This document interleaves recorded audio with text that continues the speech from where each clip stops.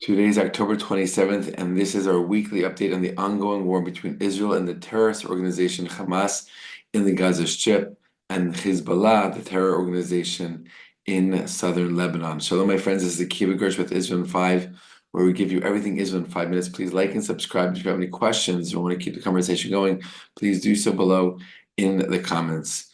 It is with great pride and joy to share with you probably one of the most significant pieces of news, most significant updates in all of the weeks and all of the months that we've been sharing these weekly updates with you about this ongoing war against the terror organizations Hamas and Hezbollah. And that is that on Saturday morning, very early in the hours between Friday night and Saturday morning, about 2 a.m. to 6 a.m., the Israeli Air Force struck multiple sites in Iran, doing something incredible and historic, hitting sites that were factory sites that were manufacturing both rockets and military drones, as well as attacking Iran's air defense systems. This was a monumental and historic attack, and really shows Iran what Israel is capable of doing. They did not, according to top generals in the IDF, release all of their capabilities or show all of their capabilities. They definitely did give a taste to Iran of what Israel knows in terms of intelligence and in terms of locations of very vital, crucial, and fundamental military positions all around Iran, hitting around 20 different sites around the country, and also gave a warning to Iran that if they dare to attack Israel again, they will know what's coming to them, and next time even worse. So this was a great detriment to the Iranian regime, and again, really showed Iran what Israel can do and will do in order to defend itself. Because as we know, this ongoing war that's been going on for over a year now has been fueled and funded and supported and masterminded by the Islamic regime of Iran.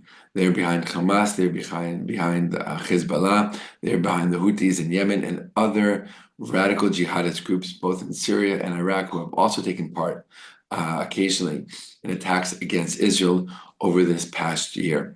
The fighting continues in the Gaza Strip and in southern Lebanon as Israel continues to take out Hamas and Hezbollah operatives and to dismantle their infrastructure as well as their ability to continue to fight against Israel.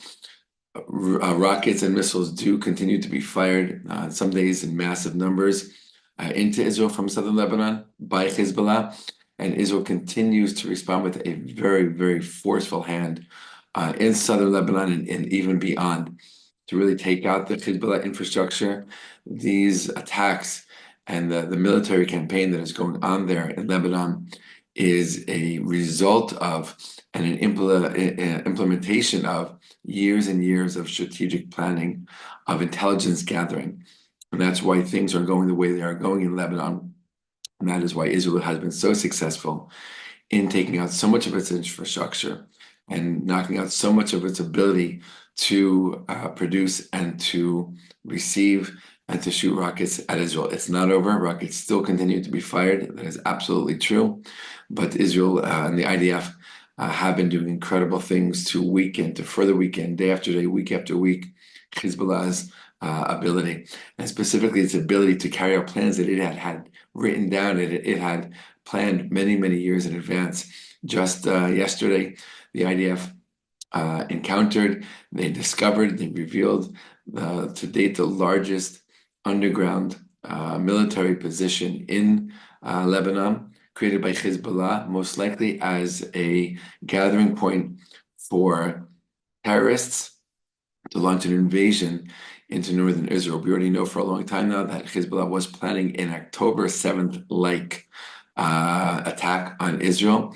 And Israel has been finding the infrastructure that they were planning on using for such an attack, including this largest tunnel yet that they just found and took over, which dwarfs many of the tunnels that they found in the Gaza Strip constructed over the years.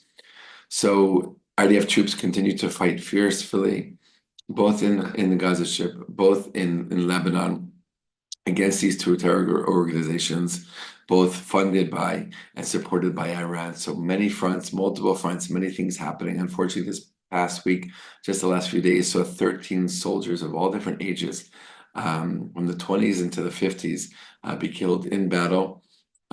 Funerals all over the country. I attended one of these funerals for a soldier in his 20s, who comes from my town. Hundreds and hundreds and hundreds of people came out to the funeral.